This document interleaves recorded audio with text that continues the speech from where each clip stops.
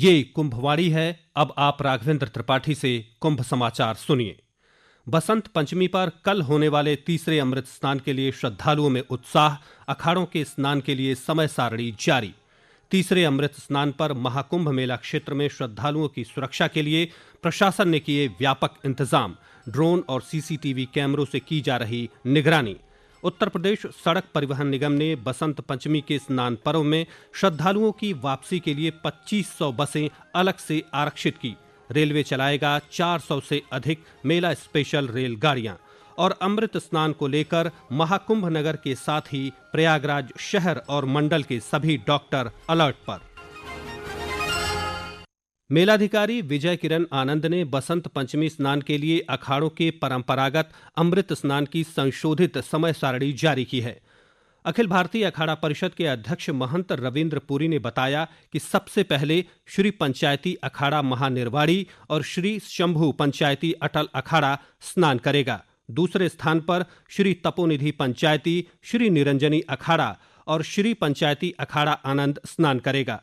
इसी प्रकार श्री पंचदशनाम जूना अखाड़ा, श्री पंचदशनाम आवाहन अखाड़ा और श्री पंचाग्नि अखाड़ा का शिविर से प्रस्थान होगा। इसके बाद 3 बैरागी अखाड़े और अन्य अखाड़े अपने क्रम के अनुसार स्नान करेंगे। महाकुंभ में श्रद्धालुओं के आने का सिलसिला जारी है। आज रात 8 बजे तक 1,29,00,000 से अधिक श्रद्धालु पवित्र संगम में स्नान कर चुके हैं। महाकुंभ में देवी सरस्वती के पूजन अर्चन को लेकर श्रद्धालुओं में काफी उत्साह देखा जा रहा है। इससे जुड़ी और अधिक जानकारी दे रहे हैं हमारे सहयोगी प्रवीण मिश्र।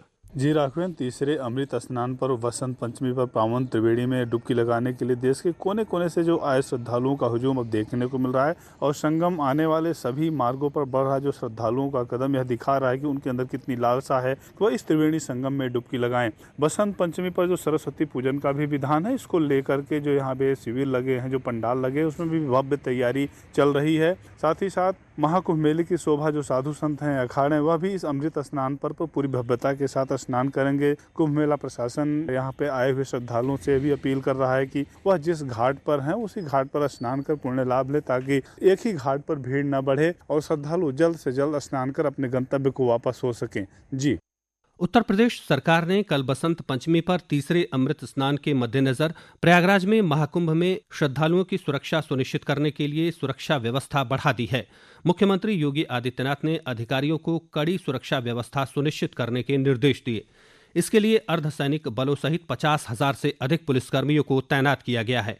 हमारे संवाददाता ने बताया है कि श्रद्धालुओं की सुरक्षा और सुविधा के लिए महाकुंभ क्षेत्र को नो वीआईपी जोन घोषित कर दिया गया है।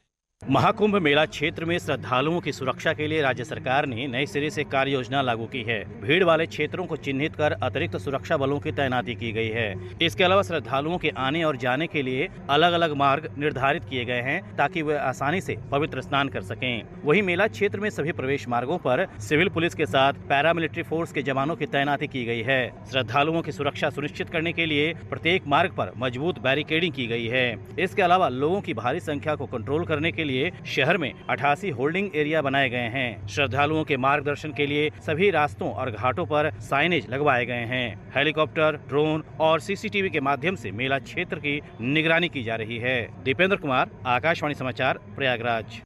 उत्तर प्रदेश सड़क परिवहन निगम ने बसंत पंचमी के स्नान पर्व में आगंतुकों की वापसी के लिए 2,500 बसें अलग से आरक्षित कर ली हैं। महाकुंभ क्षेत्र से अस्थायी बस स्टेशनों पर पहुंचने वाले आगंतुकों के लिए हर 15 मिनट में रोडवेज बस मिलेगी। उत्तर प्रदेश सड़क परिवहन की इस पहल के अंतर्गत झूसी में बनाए गए अस्थायी बस अड्डे में 1500, लखनऊ को जाने के लिए बेला कछार में बनाए गए बस अड्डे में 600, कानपुर की तरफ जाने वाले आगंतुकों के लिए नेहरू पार्क बस अड्डे में 300 और मिर्जापुर बांदा की तरफ जाने वाले श्रद्धालुओं के लिए लेप्रोसी बस अड्डे में 100 रोडवेज बसें आरक्षित हैं। शहर के चारों तरफ बनाए गए अस्थायी बस अड्डों से महाकुंभ के नजदीक के स्थानों तक श्रद्धालुओं को पहुँचाने के लिए 550 शटल बसें भी लगाई गई हैं। तीर्थ यात्रियों के लिए हर 2 मिनट में शटल सेवा उपलब्ध है। वहीं रेलवे भी बसंत पंचमी के अवसर पर प्रयागराज रेल मंडल के सभी रेलवे स्टेशनों से 400 से अधिक मेला विशेष रेलगाड़ियां चलाएगा। इससे श्रद्धालुओं को प्रयागराज तक निर्बाध संपर्क सुनिश्चित करने में सहायता मिलेगी। कुंभवाणी के लिए मुकेश कुमार बल। बसंत पंचमी स्नान पर्व को लेकर उत्तर प्रदेश के राहत आयुक्त भानुचंद्र गोस्वामी ने आज महाकुंभ मेला क्षेत्र का निरीक्षण कर संगम सहित अन्य स्नान घाटों की व्यवस्थाओं का जायजा लिया। इस दौरान उन्होंने मेला प्रशासन और पुलिस अधिकारियों को निर्देश दिया कि श्रद्धालुओं के आवागमन के मार्ग अलग अलग और व्यवस्थित हों, जिससे किसी को कोई असुविधा न हो। बसंत पंचमी के अमृत स्नान को लेकर महाकुंभ नगर के साथ ही प्रयागराज शहर और मंडल के सभी डॉक्टर हाई अलर्ट पर रहेंगे। 1200 से अधिक मेडिकल फोर्स महाकुंभ नगर में पूरी तरह से तैयार है। सरकार की तरफ से बैकअप प्लान भी तैयार कर लिया गया है। इसके अलावा स्वरूप रानी नेहरू अस्पताल और तेज बहादुर सप्रू चिकित्सालय को भी पूरी सजगता बरतने के निर्देश दिए गए हैं। महाकुंभ मेला के नोडल चिकित्सा स्थापना डॉक्टर गौरव दुबे ने बताया कि सरकार की आपातकालीन सेवाएं, विशेष रूप से एम्बुलेंस सेवा में महत्वपूर्ण भूमिका निभा रही है। सूचना और प्रसारण मंत्रालय की इकाई केंद्रीय संचार ब्यूरो के महानिदेशक योगेश कुमार बावेजा ने कल महाकुंभ मेले में जन भागीदारी से जन कल्याण और भारत सरकार के विगत 10 वर्षों में उपलब्धियों, कार्यक्रमों, नीतियों और योजनाओं पर लगाई गई डिजिटल प्रदर्शनी का अवलोकन किया। इस अवसर पर श्री बावेजा ने कहा कि इस प्रदर्शनी में भारत सरकार की योजनाओं और उपलब्धियों को उत्तम तरीके से प्रदर्शित किया गया है। महाकुंभ मेले में महिला सशक्तिकरण की दिशा में लड़कियों द्वारा पहली बार गंगा आरती की जा रही है। यह पहल धार्मिक अनुष्ठानों में महिलाओं की महत्वपूर्ण भूमिका को दर्शाती है। हमारे संवाददाता अमन यादव ने तीर्थ पुरोहित प्रदीप पांडेय से बात की। हम लोग यहाँ पर नित्य प्रति प्रातःकाल एवं संध्या काल आरती करते हैं। कुंभ मेले में हम लोगों ने विशेष जो है महिला सशक्तिकरण को आगे बढ़ाते हुए बाल कन्याओं के माध्यम से हम लोगों ने मां गंगा की आरती प्रारंभ कराई है। हमारा प्रयास है कि महिला पुरुष बराबर रहें, चाहे वो किसी भी क्षेत्र से हों, किसी भी धर्म से हों, किसी भी जाति से हों, वो हमेशा एक बराबर खड़े हों। पवित्र संगम पर आरती करने वाली 2 लड़कियों ने कुंभवाड़ी से बातचीत में अपने अपने अनुभव साझा किए।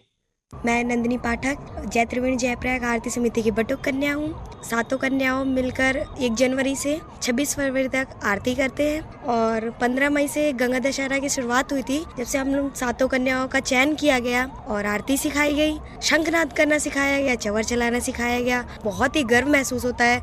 जय त्रिवेणी जय प्रयाग, मेरा नाम अनुष्का सिंह है और मैं जय त्रिवेणी जय प्रयाग समिति में गंगा आरती करती हूँ। 1 हफ्ते पहले हमें बुलाया गया, चवर चलवाए हमसे और उसमें सिलेक्ट हुए हम 7 लड़कियाँ।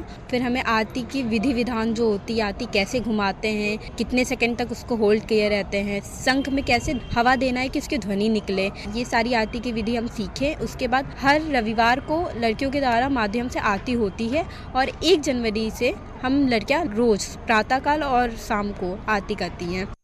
महाकुंभ मेले में 9 फरवरी को एक सामूहिक विवाह समारोह का आयोजन किया जाएगा। इस समारोह का मुख्य आकर्षण दहेज मुक्त विवाह को बढ़ावा देना है।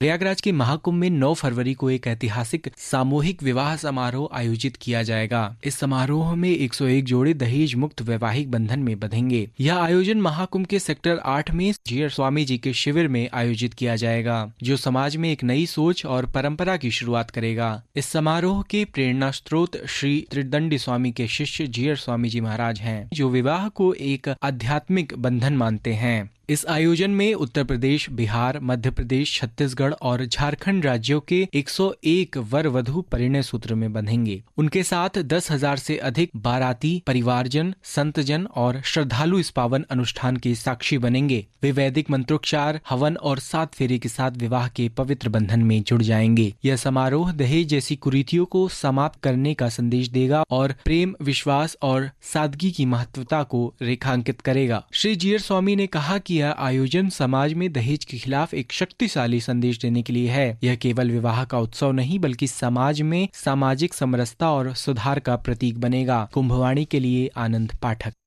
और अंत में मुख्य समाचार एक बार फिर। बसंत पंचमी पर कल होने वाले तीसरे अमृत स्नान के लिए श्रद्धालुओं में उत्साह। अखाड़ों के स्नान के लिए समय सारणी जारी। तीसरे अमृत स्नान पर महाकुंभ मेला क्षेत्र में श्रद्धालुओं की सुरक्षा के लिए प्रशासन ने किए व्यापक इंतजाम। ड्रोन और सीसीटीवी कैमरों से की जा रही निगरानी। उत्तर प्रदेश सड़क परिवहन निगम ने बसंत पंचमी के स्नान पर्व में श्रद्धालुओं की वापसी के लिए 2500 बसें अलग से आरक्षित की। रेलवे चलाएगा 400 से अधिक मेला स्पेशल रेलगाड़ियां। और अमृत स्नान को लेकर महाकुंभ नगर के साथ ही प्रयागराज शहर और मंडल के सभी डॉक्टर अलर्ट पर। ये बुलेटिन हमारे YouTube channel news on AIR official पर भी उपलब्ध है। कुंभ समाचार का अगला बुलेटिन आप कुंभवाणी चैनल FM 103.5 मेगाहर्ट्ज पर कल सुबह 8:30 पर सुन सकते हैं। इसके साथ ही कुंभ समाचार समाप्त हुए। नमस्कार।